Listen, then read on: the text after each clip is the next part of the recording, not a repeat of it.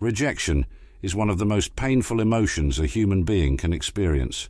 From an early age, we are taught to seek acceptance, whether in the family, among friends, at work, or even on social media. However, rejection is a reality that we all face at some point in life. It can deeply affect us, shake our self-esteem, and make us question our worth.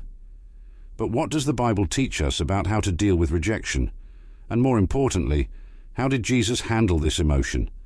Yes, Jesus Christ, the Son of God, who performed miracles, healed the sick, and preached about the kingdom of heaven, also faced rejection. He not only experienced this feeling, but mastered it and used it to strengthen his mission. The difference between us and Jesus is that he knew how to handle rejection in a masterful way, without letting it define who he was or paralyze his mission. And that is exactly what we can learn from him. Jesus was rejected in various situations by different groups of people, including those closest to him. Here are some biblical examples that show Jesus also faced the pain of rejection. Rejected by family. In John 7:5, we see that even Jesus' own brothers didn't believe in him. Imagine the pain of being rejected by members of your own family, the ones who should be the first to support you. Rejected by his hometown. In Mark 6:1-6, we see Jesus being rejected in Nazareth, his hometown. The people who grew up with him and knew him from childhood couldn't accept that he was the Messiah. This shows that many times we are rejected by those who know us best, but fail to see our worth. Rejected by his people. In Luke 9:21-24, we read that many of the people of Israel rejected Jesus as the Messiah. This not only hurt emotionally, but also represented a rejection of the message of salvation he was bringing. Rejected by a disciple. In Luke 22, we see that even Judas, one of the 12 disciples who walked side by side with Jesus, rejected and betrayed him. The pain of being betrayed and rejected by someone so close is one of the deepest a person can experience. Jesus knew, like no one else, what it was to be rejected, but he didn't let this feeling dominate him. Instead, he used rejection as a tool for growth and learning, leaving us with 3 powerful lessons on how we can do the same. Below, we explore the 3 techniques Jesus used to deal with rejection and how you can apply them in your life. Technique 1. Reframing rejection. The first technique Jesus used to master rejection was reframing. He didn't take rejection personally. Instead of allowing rejection to affect his self-esteem or purpose, Jesus understood that it was part of his mission on earth. He knew from the beginning that he would be rejected by many, but he was prepared for it. Rejection was part of the plan. In John 15:18-19, Jesus tells us, "If the world hates you, keep in mind that it hated me first. If you belong to the world, it would love you as its own. As it is, you do not belong to the world, but I have chosen you out of the world. That is why the world hates you." Here, Jesus is reframing rejection. He is telling us that being rejected by the world is actually a sign that we are on the right path. Jesus teaches us that many times rejection is not about who we are, but about who others are. They reject what they cannot understand, what challenges their paradigms, and this shouldn't paralyze us. By reframing rejection, Jesus turned it into something that, instead of weakening him, strengthened him. When you feel rejected, stop and ask yourself, is this rejection really about me, or is it more about what others are projecting? By reframing rejection, you can avoid falling into the trap of feeling inadequate, and instead see that this experience is part of a bigger process that is shaping you for something better. Technique 2. Turning pain into teaching. The second technique Jesus used was to turn the pain of rejection into teaching.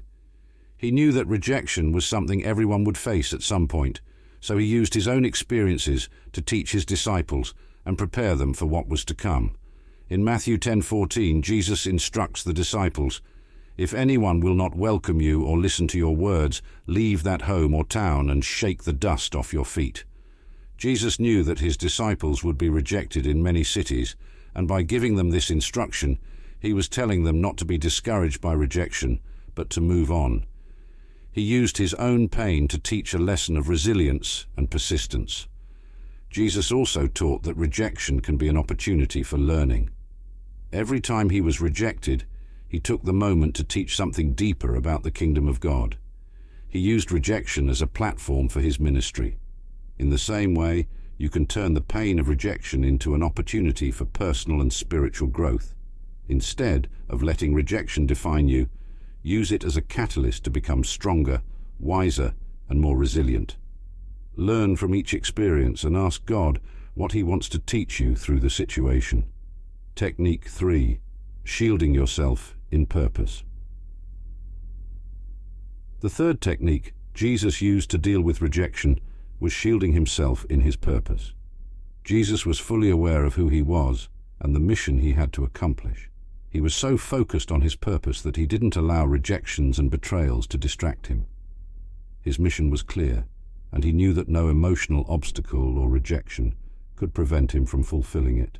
In John 6:38, Jesus declares, "For I have come down from heaven not to do my will, but to do the will of him who sent me."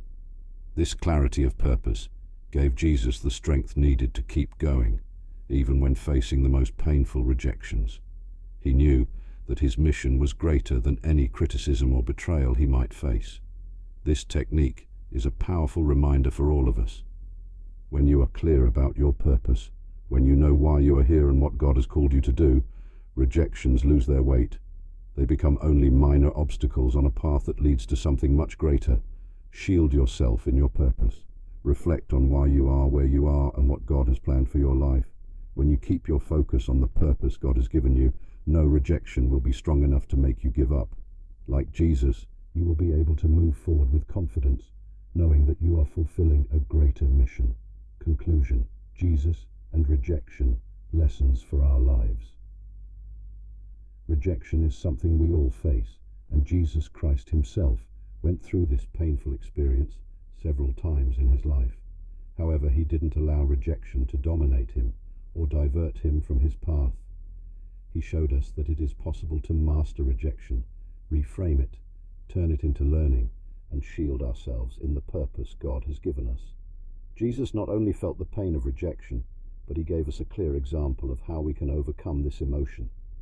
If you've ever felt rejected by family, friends, co-workers, or even strangers, remember that Jesus went through this before you. He knows exactly how you feel, and he wants to help you overcome. By applying the 3 techniques Jesus used to deal with rejection, reframing, turning pain into teaching, and shielding yourself in purpose, you can begin to see rejection in a different light. It doesn't have to be something that destroys you, but rather something that strengthens you. You can use rejection to grow, learn, and draw closer to God. As it is written in Isaiah 53:3, "He was despised and rejected by mankind, a man of suffering and familiar with pain, like one from whom people hide their faces. He was despised, and we held him in low esteem." Jesus was despised, but he overcame, and through him you too can overcome rejection.